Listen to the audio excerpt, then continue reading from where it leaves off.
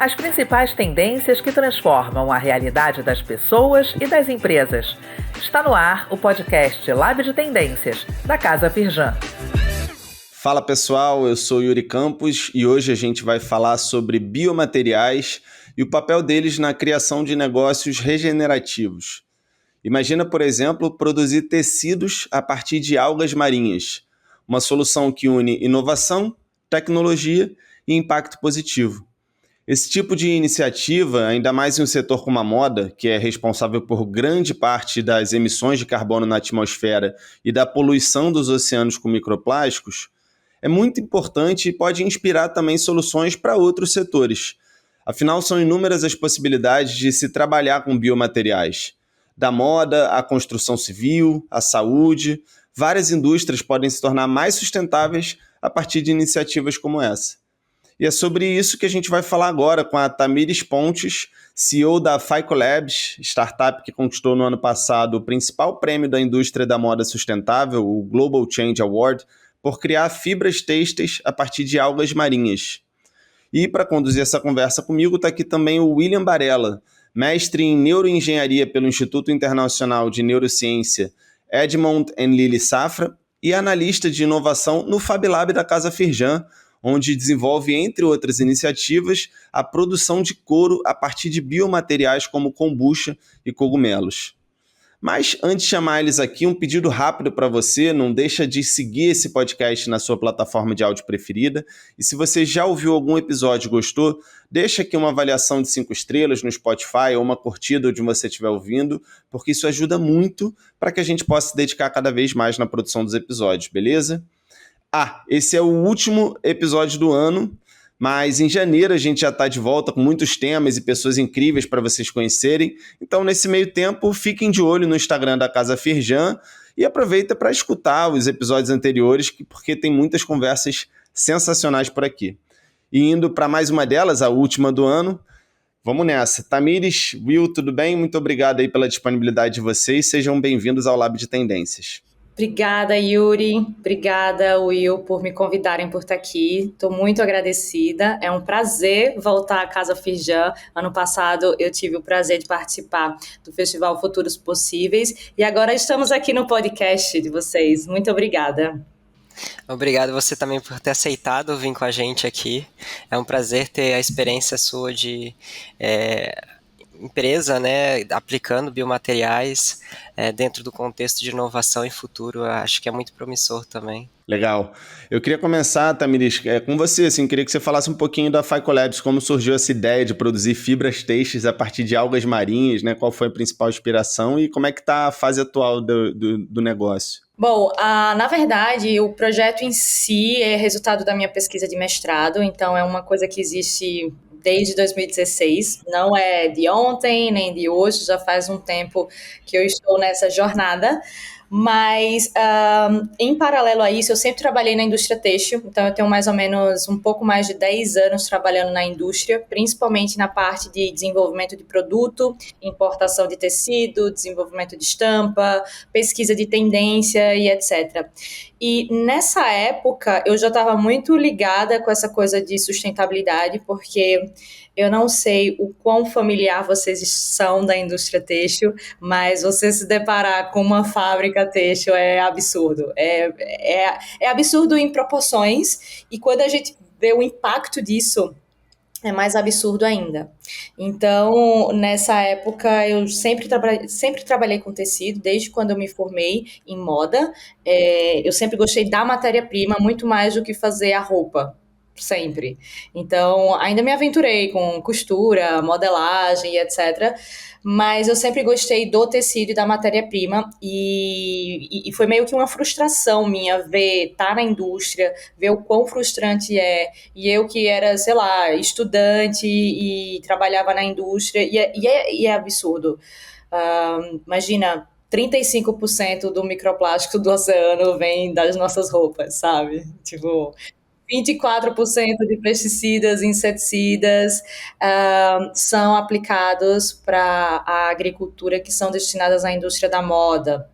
Sem contar que a gente, sei lá, é o segundo setor que mais usa água fresca, água doce. né? Então, é extremamente frustrante. E nessa época eu estava querendo uma coisa nova, e juntou mercado, frustração, sustentabilidade. Eu ainda estava permeando ainda do que era aquilo, e essa vontade de desenvolver um material novo a partir de uma nova fonte, na verdade. Mas e aí, como é que você descobriu que a alga marinha poderia... E só reforçando aqui, né, acho que a ideia é explorar um pouco mais dentro dessa área da moda, depois a gente vai tentar explorar outros setores. Will, fica à vontade também se você quiser fazer perguntas, complementar, né, o que a Tamires trouxer, mas eu queria que você falasse sobre essa matéria-prima em si, as algas marinhas, né? Como é que você descobriu que ela poderia virar uma fibra têxtil? Quais são os benefícios também de você produzir, e também o custo, né? Hoje em dia já é viável em termos de escala, existem grandes marcas já trabalhando, você tem parceria com empresas nesse sentido, é possível pensar uma solução desse tipo para grandes empresas que têm grandes volumes de venda? Sim, vamos por partes. Por partes. Vamos por partes. Vamos lá. Em que estágio... E aí tem a FICO Labs, e aí você traz essa coisa das algas marinhas, né? Foi durante o mestrado mesmo, na verdade foi antes de mestrado, eu já apliquei esse projeto com hidrocoloides e algas marinhas e etc. Já foi desde 2015, que foi um ano antes, né, que a pessoa aplica para entrar no outro ano. Então, o que é muito interessante é que hoje a gente fala muito de algas marinhas, mas se a gente for entrar num contexto asiático, isso existe há muitos anos. Então, é até muito juvenil a gente falar inovação de algas marinhas, sendo que a China já está nisso, sabe? A Ásia... Na moda mesmo? Na produção de fibras têxteis? Não, assim, tentando aplicação de algas para determinados setores, sabe? Diversos setores. Tipo o quê? Eu sei que se come algas marinhas. Fora isso, eu não conheço. Olha, 10% da alimentação dos japoneses é a base de algas marinhas. Uhum. E aí, eu tenho uma amiga sul-coreana que ela mora em Londres, mas a mãe dela mora na Coreia do Sul. E a mãe dela seca umas algas, ela não sabe me falar qual é a espécie nem nada, manda pra ela que isso ela tritura e faz o negócio, faz o skincare dela. Sabe? Eu acho isso muito interessante porque mexe com a ideia da gente respeitar os conhecimentos ancestrais, né? A gente só está entendendo a ciência do que a gente já aplicava anteriormente e a gente não estava muito dando visibilidade, né? Porque não estava no mainstream, né? E muito interessante você comentar isso, Will, que eu tive a oportunidade, eu tenho uma amiga que ela é chinesa e nos reencontramos recentemente, e ela estava falando exatamente um pouco sobre isso, porque agora a gente está nesses novos materiais da moda, não sei o que, blá blá blá. Aí ela fala, as pessoas estão falando, sei lá, das fibras de abacaxi, de banana, cacto. Isso é uma coisa tão ancestral da Ásia, sabe? Isso ele fala, vocês ocidentais que descobriram isso. E faz total sentido. Então, por exemplo, só a China, ela investiga algas para aplicação no têxtil desde os anos 2000, sabe? E, assim, um outro detalhe, atualmente, quem importa mais material de têxtil de kombucha, né, que a gente pode estar falando mais à frente, é a própria China também. Então, às vezes, os Estados Unidos produz, mas quem está recebendo isso é a China, porque eles são muito comuns já estar usando isso lá, né? Exato, a diferença é que agora as aplicações elas estão mais, digamos assim, mais prontas, talvez, sabe? Tem mais eficácia, tem mais aderência no mercado também. Então, antes, o que parecia ser uma coisa meio caseira ou artesanal, agora estão tomando tá tomando proporções industriais. Então, isso é sensacional. E até voltando para aquela uma das primeiras perguntas, na fase do negócio atual, assim, você está produzindo, você vende para empresas, é possível já comprar no mercado roupas com esse tipo de tecido, assim, de biomateriais, tanto das algas marinhas ou kombucha ou qualquer outro biomaterial nesse sentido? Sim, para a segunda pergunta. A primeira pergunta, qual o estágio que a gente está? Então, a gente agora está melhorando o protótipo para aumentar a escala. Então, a gente agora vai começar a produzir o primeiro lote piloto. Então, a gente está exatamente saindo da bancada, indo para a escala. Daí a segunda pergunta, pode comprar FiCoLabs? Ainda não. A partir do ano que vem a gente vai começar a disponibilizar com alguns clientes, que aí eu volto para outra pergunta que você fez, se a gente já tem cliente.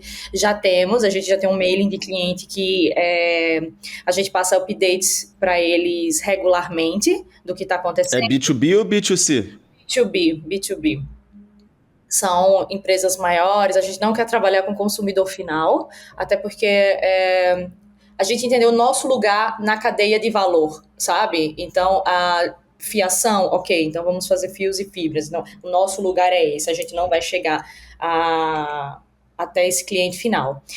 Sobre biomateriais na indústria já tem, inclusive, muitas marcas. Ano passado a gente pôde ver vários desfiles de marcas internacionais, principalmente do mercado de luxo, que está investindo em inovações. E o grande problema hoje dos biomateriais para eles se tornarem acessíveis é a questão da escala. E o segundo, que é a questão da performance, que hoje o mercado pede uma coisa muito sustentável, uma coisa com uma matéria-prima super regenerativa e com a mesma performance, sei lá, da Lycra, sabe?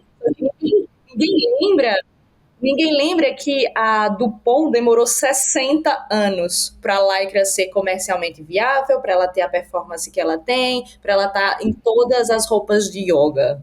Isso que ninguém lembra. A Lycra é fonte de petróleo, né? Que tem microplástico. Sim.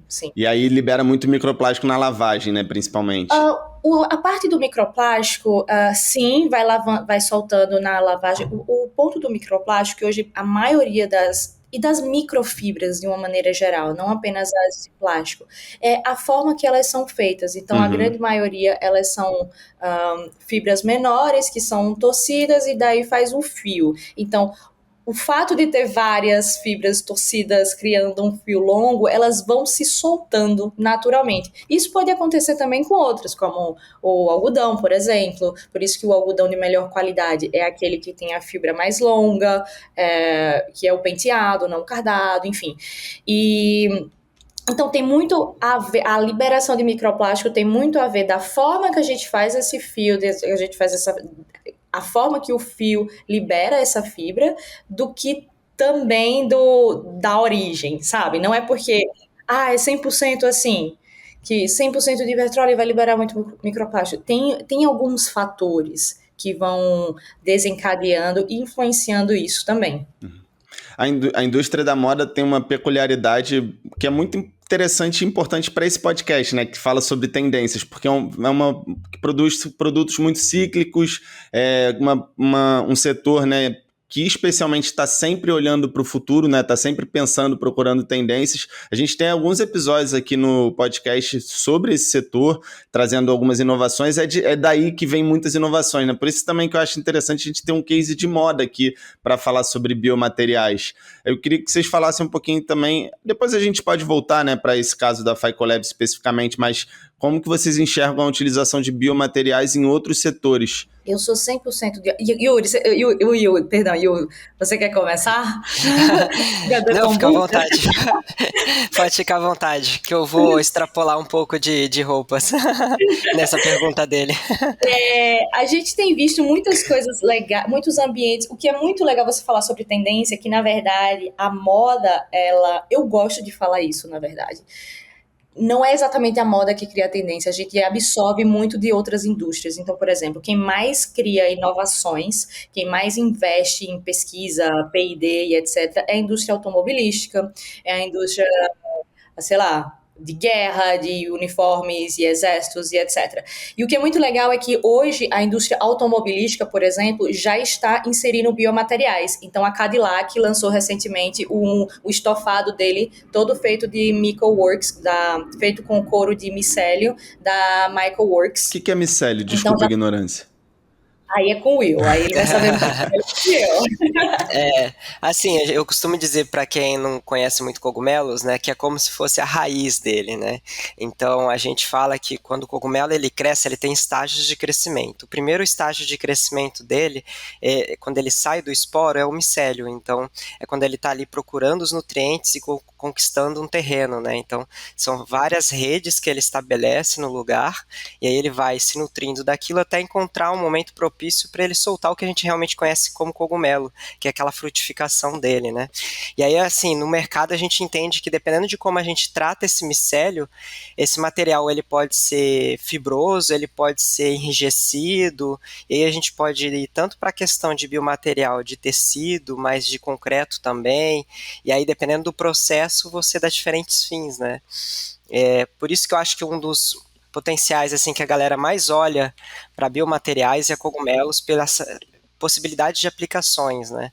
Então, além de você ter essa aplicação dele da gastronomia, você tem essas outras aplicações de micélio que a galera ainda está entendendo as possibilidades, né? Essa Mycoworks que ela citou aí, da empresa, é uma empresa super famosa, assim, os tecidos deles são lindos, assim, sabe? Pô, que legal. E eles foram dos pioneiros, na verdade, assim, eu gosto de citar eles porque eles foram dos primeiros que, de fato, montaram uma fábrica 4.0 super tecnológica no norte da na Carolina do Norte, nos Estados Unidos. E aí você vê, pô, é um biomaterial que já alcançou uma escala que agora já está com um ambiente fabril, sabe? Isso, para mim, é extremamente inspirador, porque um dos grandes problemas da inserção dos biomateriais no mercado é essa escala. E eles conseguiram isso. E o que é muito legal dos... eu tenho uma dúvida. Posso fazer uma pergunta, Yuri? Nada a ver. É lógico. Eu falo, é verdade que o cogumelo que a gente come é tipo fruto? É verdade. É tipo isso? O fruto que você disse? Como assim, o fruto? Digamos assim, a cabecinha do cogumelo é o fruto. É isso. A frutificação. Não, ali, na verdade, é o órgão genitor dele, né? Então, assim, é como ele se reproduz, né? Mas, na verdade, o sistema dele tá no micélio, né? E aí, o fruto dele é o órgão genitor dele, né? E aí, assim, tem alguns nutrientes ali, ele é hiperaquoso, né? E aí tem várias moléculas que são boas para a saúde, dependendo do cogumelo, né? Não, eu sou das algas. E voltando para as algas, então, voltando um pouquinho para as algas aqui, a gente começou a pincelar aqui algumas outras indústrias, né? Você falou da indústria automobilística, mas dentro de um viés de moda, né? De tecido. Não de moda, mas de tecido, de fibra mas, têxtil por ainda. exemplo, pode ser... a gente pode usar também... Tem até uma startup americana que eles estão fazendo como se fosse estofado, como se fosse uma espuma à base de algas marinhas. O que mais se conhece hoje de algas são os bioestimulantes, alimentação animal, os nutracêuticos, hidrogéis. Pode ser utilizado hidrogéis, aditivos para reduzir o metano, proteína, bioplásticos, construção, tecidos, sabe? A gente está falando de um mercado que ele tem um potencial de crescimento muito grande e as pessoas estão investindo muito nisso. Primeiro porque é uma matéria-prima com alta taxa de reprodução, né, com alta taxa de crescimento, é um organismo com grande taxa de crescimento, ele pode crescer no mundo inteiro, e a gente ainda tem as espécies invasivas, como, por exemplo, o sargaço, que é um dos problemas hoje daquela costa do Caribe e do México, mas no final do dia é uma grande biomassa que a gente pode transformar em muitas coisas. E aí, Desculpa, vai, Will, pode falar. Desculpa, é só interromper, mas essa questão do hidrogel é bem interessante, porque além de as algas servirem para mercados que a gente já conhece, ela acompanha a inovação. Então, esses hidrogéis a gente usa em tecnologias que também vão entrar no mercado ainda, como impressão 3D de órgãos, os géis que eles simulam as impressões de órgãos lá dentro, ele tem uma base que são de algas, né? Então, ele não só supre uma cadeia que a gente já conhece, mas também ele entra em novas formas de tecnologias, né? Que legal. Eu ia complementar só porque eu vi uma matéria sua, Tamires, falando sobre essa criação de fazenda de algas, que ela tem um potencial também de absorver o gás carbônico da atmosfera, né? Ou seja, tem vários benefícios aí pelo que vocês estão falando. Alguns estudos, lógico, isso varia muito de espécie para espécie, mas uma assim, é uma coisa que eu falo e eu já vi outras pessoas falando, até pesquisadores e tudo mais. Pode absorver de 5 a 20% vezes mais gases de efeito estufa do que florestas tradicionais. Mas o que é mais legal ainda é que quando tem essas fazendas de algas, melhora a biodiversidade marinha. Então sempre tem uma tartaruguinha, sempre tem um universo ali que, além de filtra, limpa, absorve os metais, blá blá blá, absorve gases de efeito estufa, não é ridículo isso que eu vou falar, é óbvio, mas não precisa de água doce, sabe? É só água do mar, sol e CO2 e elas mesmas já se reproduzem, né? Se crescem, na verdade, não se reproduzem, crescem. Então,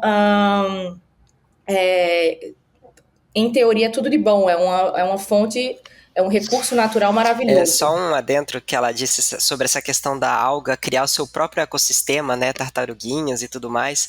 Tem um filme bem legal que mostra isso, é o Meu Professor Polvo. Ele se passa dentro de um ecossistema que você tem algas gigantescas e aí o cara acompanha a vida de um polvo. E essa vida do polvo, ela só é possível por causa dessa ambientação que as algas criam para ele ali, né? Exato. Esse documentário é muito bom. É o meu comfort movie, assim.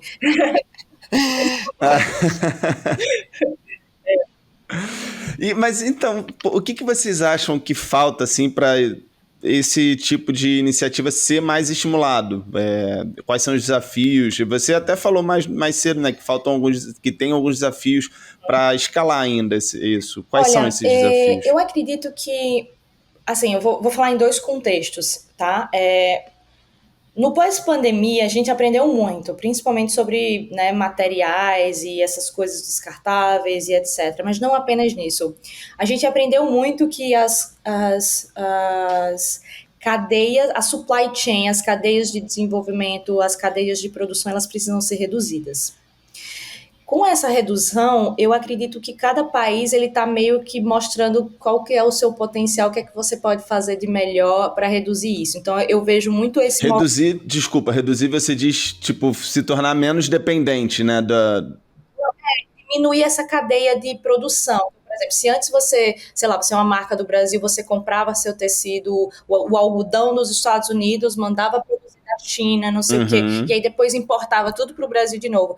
Hoje em dia eu tenho visto mudando um pouco essa lógica, por exemplo, de empresas na Europa olhando para a América do Sul como uma força capaz de produzir grandes escalas. Lógico, não vai ser o mesmo preço equiparado com a Ásia, mas tem esse potencial. E aí eu entro nesse contexto de Brasil, que eu acho que nós somos maravilhosos e nós temos grande potencial, visto o que vem pela frente. Primeiro, questões geopolíticas. A gente sabe que o mundo está fervendo. E aí agora, fun fact, eu não sei se vocês sabem, mas sabia que está acontecendo agora 60 guerras no mundo? Caraca. 60 guerras? Não sabia desse número. 60 guerras no mundo, eu vi um professor de geopolítica falando sobre isso. Então, além desse contexto geopolítico, a gente olha nesse ponto de Brasil.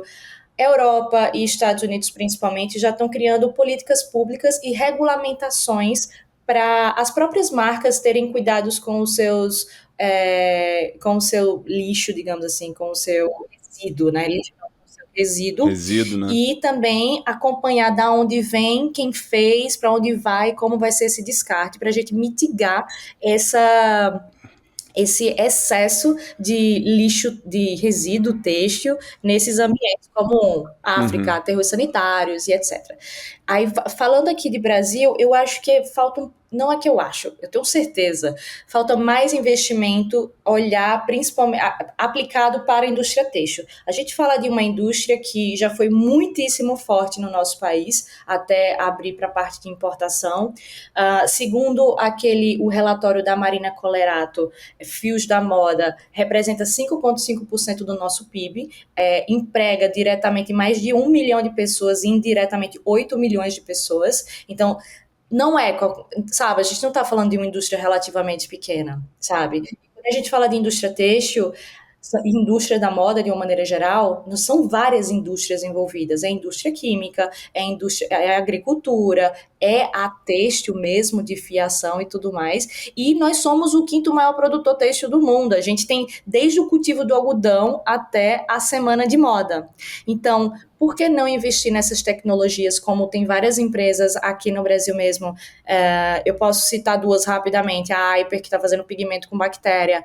Tem a Mabê, que está fazendo couro de plant-based, assim, sabe? Com resíduos da Amazônia. E tem vários outros também. Enfim, eu poderia citar várias outras aqui, empresas que estão fazendo isso. Então, falta investimento em P&D, mas... E eu acho que falta isso ser muito divulgado também, porque eu gosto de falar na Fai Collabs que a gente é super cria do Sebrae, mas a gente foi descobrindo, eu fui descobrindo isso, sabe? Eu fui me conectando com o outro. Não é tão fácil você chegar e falar, eu tenho um projeto aqui do meu mestrado ou do meu doutorado, e agora, sabe? Porque, infelizmente, nós ainda não temos essa cultura do empreendedorismo enraizado nas nossas universidades, como a gente tem em outros lugares. Então, às vezes você tem uma coisa incrível, você desenvolve coisas incríveis, mas você não tem nem sequer o suporte dos seus professores para dar continuidade nisso. Então, é um pouco do meu ponto de vista, de quem já esteve na parte da academia, que já buscou... Então, Não, muito bom, é um muito pouco bom. assim, e ter oportunidades, assim, por exemplo, como vocês mesmos podcast, mostrar quem no Brasil está fazendo coisa legal. E eu acredito piamente que a gente precisa mapear isso, sabe? Porque hoje eu fico, né, eu pelo menos fico nesse eixo Rio-São Paulo, mas eu sou de João Pessoa, na Paraíba. Com certeza tem gente incrível fazendo coisas lá na Paraíba, em Pernambuco. No Rio Grande do Norte tem um professor Heriberto, que ele é coordenador do mestrado de engenharia química, que já tá, sabe, desenvolvendo umas coisas incríveis, textos. Só que essas pessoas não são vistas. Essas pessoas não, a gente não sabe quem são elas. Então, acho que poderia ter um grande senso de tecnologias têxteis. E falando em pessoas, tem um outro ponto que eu acho bem legal, né, que eu vi sobre a FICO Labs também, e que tem tudo a ver com o que a gente está falando aqui de negócios, que é essa relação com os fornecedores, né? A gente, em tempos de ESG, a gente fala tanto disso, dessa responsabilidade social, ambiental, você ter relações sustentáveis com as comunidades ribeirinhas, com as mulheres, né? Eu acho que você fomenta muito isso dentro da sua empresa também, né? Dentro dessa parte da extração da matéria-prima. Eu não estou criando nada, Yuri. Isso está na literatura.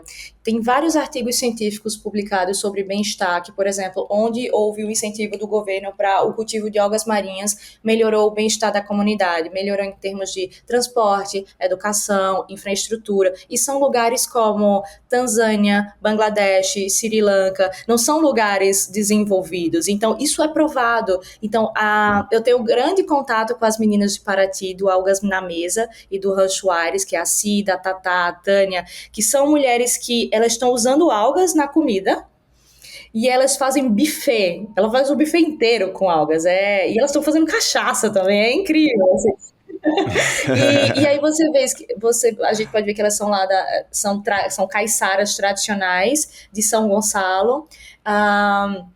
O esposo da Cida tem também o cultivo de algas marinhas. Então, essa região de Paraty, ela tem se destacado muito, tanto por incentivo da Secretaria de Pesca, quanto da própria prefeitura em si. Então, tem pessoas que estão fomentando isso, que é muito legal, que eu acredito que num futuro muito próximo pode se tornar um case, sabe, para levar para outras regiões. Que legal. Tem o Domingos, que é o biólogo lá da secretaria, que tá tanto ensina eles a fazerem, como também faz essa ponte, sabe, faz uma coisa meio gerenciando tudo isso, e de repente isso pode se tornar um case para outras regiões. Que legal. Will, que outros setores aí que outras iniciativas de biomateriais você acha legal? No início, na minha introdução, eu até falei sobre construção civil. Eu sei que tem tijolos feitos de cogumelo, né? Também com biomateriais. A Tamires falou, né, do Festival Futuros Possíveis, evento que ela participou na edição do ano passado. Acho que foi em 2019, a gente trouxe também uma conversa com umas empresas americanas, que eu não vou lembrar o nome agora, mas eu posso botar depois nas referências aqui na sinopse do episódio, que fazem produção de concretos inteligentes a partir de biomateriais. Então, assim, dá uma eu costumo pincelada dizer aí que também. tem duas formas que eles constroem bioconcretos com cogumelos, né, que a gente tinha citado anteriormente, né. Tem uma forma que eles mantêm o cogumelo vivo lá dentro, então quando existe uma fissura, o cogumelo regenera esse concreto, ou tem um tratamento por calor que você fixa o material, aí esse material ele ganha uma outra tipo de qualidade, né? Então, em vez dele quebrar, ele entorta, ele é inflamável, né? O fogo passa ali, ele evita, ele amassa, então ele é bom para terremotos, né?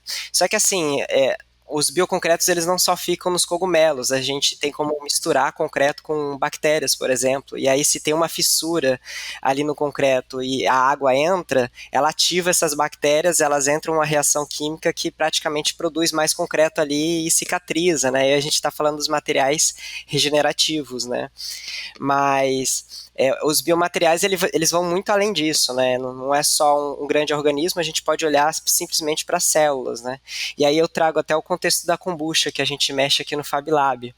A kombucha ela não é um organismo vivo, ela é uma sociedade, né? É quase um conceito, uma filosofia da natureza, em que várias bactérias e leveduras estão vivendo em harmonia. Então a gente mostra que uma das coisas que elas fazem é produzir essa camada superficial que a galera chama de Scooby, né? Então, essa camada a gente consegue tratar ela e fazer ela virar uma espécie de biomaterial que pode ser usado para roupa. Mas se a gente pensar mais longe ainda, se são várias bactérias ali, por que eu não posso editar geneticamente uma bactéria e botar ela para comer um plástico, por exemplo, e ela reciclar um plástico? É totalmente possível, né? Porque o conceito, a ideia ali que são várias coisas trabalhando em conjunto para construir uma outra coisa, né? Então, é um universo de possibilidades quando a gente olha para a natureza. E isso existe, Sim. né? Esse exemplo que você citou, existem já pesquisas efetivamente que conseguiram fazer com Existem que... iniciativas de ciência cidadã, que é uma coisa super maneira. Assim, a fabricação digital, a gente fala que uma das subculturas é ciência cidadã, que o próprio cidadão ele tem uma função, uma responsabilidade que ele pode ajudar a sociedade. É como se fosse aquelas pessoas que ficam olhando o telescópio, olhando as estrelas e vendo novas estrelas, diagnosticando, verificando novos meteoros, né?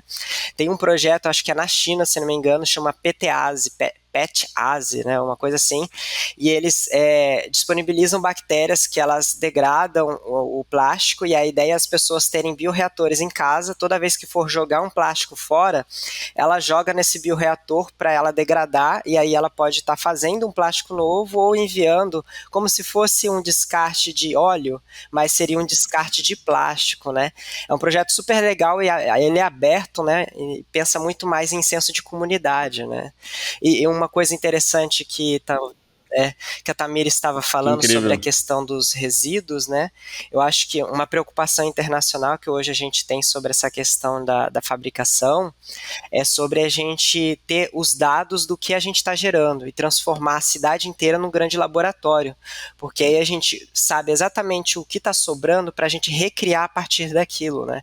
Dar um upcycle, né? Então a gente fala como é que eu pego uma coisa ali que perdeu a função e dou uma nova função para ela e ela entra na sociedade de novo para o uso, né? Então isso é uma coisa muito interessante quando a gente discute, né? Tornar tudo dados, né? E como a gente usar esses dados a favor e a partir disso recriar as coisas, né? E eu particularmente acho que o futuro são dados, até porque não tem como a gente mensurar ou uma tecnologia ou o impacto dessa tecnologia, não tem como a gente mensurar sem dados. E trazendo um pouco para a moda, um dos grandes problemas da indústria da moda é essa falta de dados. né? Por exemplo, ninguém está calculando aquela confecção que está produzindo jeans lá no interior de Pernambuco, que tá, sabe? Quem está emitindo dados são essas grandes marcas, são os reports e etc. Eu normalmente, sempre que eu estou apresentando um pitch, e até os dados que eu trouxe para vocês, né, que a gente fala 24%, 10%, isso é meio que um senso comum, mas a gente não sabe ao certo, porque a gente não tem esses dados. Então, e eu acho que isso eu tenho percebido, posso estar viajando, mas eu tenho percebido que isso vai fazer até com que nações como, por exemplo, Estados Unidos, voltem com esse boom já por serem muito adeptos a dados, tecnologia, já estarem muito familiarizados com isso do que outras nações. E o que é muito legal, agora voltando para alga, é que o pessoal da Epagre, em Santa Catarina, está fazendo esses dados, estão fazendo dados, produzindo dados sobre as algas aqui no Brasil. Porque aí a gente consegue entender o potencial da economia azul e da aquicultura, algicultura, na verdade, de algas aqui no Brasil, quanto a gente consegue escalar, quais as aplicações e até o custo disso de uma maneira geral. Então, Santa Catarina hoje tem se destacado fortemente no Brasil nessa parte de pesquisa, inovação, automatizar também cultivo e tudo mais. Então, no final do dia, o que a gente precisa são de dados. Eu acho que os dados ajudam até a gente a equilibrar, porque a própria questionamento do que é um resíduo é uma coisa assim, depende do olhar. Porque imagina que a gente começa a escalonar só um tipo de solução biodegradável e cair só ela na natureza. Tá certo que ela é biodegradável, mas se cair só ela também vai virar um resíduo que a gente vai ter que lidar com ele.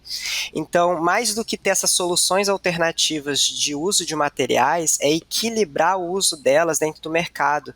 Eu acho que isso mexe até um pouco com gestão, né? Um pouco de gestão pública. Sim, sem dúvidas. É muito mais complexo esse mundo de 2030, vai ser 2050, assim, vai ser muito mais complexo. Vamos para nossa dica de ouro. E aí, pessoal, é um momento que eu agradeço demais a participação de vocês, peço considerações finais. Até acho que a gente pode aproveitar, já que a gente está nesse exercício de explorar e pensar como que vai ser 2030, 2040, eu quero a opinião de vocês nessas considerações finais sobre esse futuro aí do uso de biomateriais nas indústrias. Tamires trazendo essa perspectiva da moda, né, especialmente. E uma dica de conteúdo no final, alguma dica assim, de algo que vocês estejam lendo, vendo ou ouvindo, para que a gente possa compartilhar com os nossos ouvintes. Podemos começar com você, Will? Eita, vamos lá. Eu acredito que assim, as pessoas já estão percebendo essa tendência e da gente estar discutindo mais a sustentabilidade e a circularidade. Então, acho que já está existindo esse esforço de mudança de olhar, de como a gente sai desse universo do petróleo e entra nessas soluções alternativas, mas ela tem sempre esse desafio do escalonamento. Então é uma coisa que a gente tem que estudar muito e pressionar a inovação tecnológica nesse sentido. E aí, uma referência que eu sempre gosto de dar, eu não sei nem se eu estou com o nome dela aqui nesse momento, eu vou deixar a Tamires falar um pouquinho para eu localizar essa referência. Você pode me mandar depois, que vai estar tudo na sinopse aqui do episódio. Eu vou botar as referências que a gente vai falando. Ah, perfeito. Melhor. Nesse último Festival dos Futuros Possíveis, eu trouxe muito sobre o conceito de solar punk, a gente imaginar futuros positivos, né? E tem um filme que eu acho muito legal, que é um das poucas filmes que a gente pode dizer que ele tem um caráter solar punk, de imaginar o futuro, de plantar a semente, que mesmo que você ali não veja a mudança total, mas que a gente acredite que essa mudança ela vai acontecer, né? A gente tá num mundo meio do imediatismo, né? A gente acha que tudo tem que acontecer na nossa vida, mas eu acho que os pequenos passos e as atitudes que a gente vai tomando agora, eles vão se somando e isso vai acontecendo através das gerações, né? Então, fugindo um pouco daquela mentalidade negativa, né, e de toda essa guerra que anda cercada a gente tem que ter um olhar mais com um brilho e buscar essas coisas que vão fazer o mundo, assim, de fato, entrar em um outro estágio de humanidade que a gente tanto busca, né, nos seres humanos. Então, essa é uma boa referência justamente por pensar esse... E um olhar rebelde, né? Até pensar positivo, até rebelde, assim, um punk.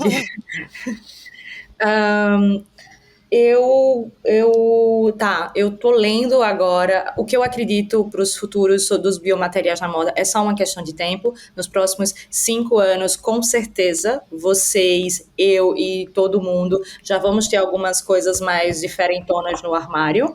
Em questão de 10 anos, também. As grandes empresas, eu acredito que elas vão repensar muito essa questão dos materiais nela por 2 fatores. A primeira, por um motivo de disponibilidade de matéria-prima e o cliente pedir, a necessidade do cliente também de pedir. Então, num futuro muito próximo, que também já é o tempo dessas inovações ganharem a escala. Muito em breve. Muito em breve. Então, quem tá nessa, eu quero conseguir, eu tenho um projeto, invista no seu sonho, sabe? Porque, acredite, eu vejo um cenário positivíssimo em relação a isso. Sobre dica, eu tô lendo um livro que se chama Por que as Nações Fracassam. Eu falei que eu estava bem alinhada com geopolítica, né? Sim. A gente tem um episódio, acho que foram 3 episódios atrás, com a Denilde Holtz-Hacker, que é uma professora de Relações Internacionais da SPM, onde a gente falou bastante sobre esse contexto geopolítico. A gente focou mais na questão da crise demográfica, que também impacta diretamente todos esses desdobramentos, mas também tem a ver com essa questão da guerra, das cadeias de suprimento. A gente fala muito disso aqui no podcast. Pois é porque as nações fracassam. O rapaz, ele ganhou o Nobel, blá, blá, blá. Não gosto de best-sellers e etc., mas esse me pegou. Esse me pegou. Tem seu valor, né? O cara ganhou o Alguns têm Nobel, seu não valor. foi à toa, né? Então, isso que eu tô vendo. Não tô vendo nada muito interessante, assim. Eu tô lendo mais isso e coisas do fundo do mar. É isso. Boa. Tá ótimo. Tamires, Will, muito obrigado a você que ouviu a gente até aqui também. Lembrando que a conversa não encerra agora, a gente segue no Instagram, o @CasaFirjão, onde a gente mantém a programação da casa sempre atualizada, além de compartilhar muito conteúdo legal. Esse, como eu falei, é o último episódio de 2024, mas a gente volta em janeiro de 2025 com muito conteúdo legal. Não deixe também de conferir os episódios anteriores aqui do podcast, procurando um tema que você possa se interessar. E a gente se vê 2025, lembrando que quinzenalmente, às quartas-feiras, a gente está aqui para falar sobre o que você precisa saber hoje para estar cada vez mais preparado para o futuro. Obrigado, pessoal. Até o próximo episódio.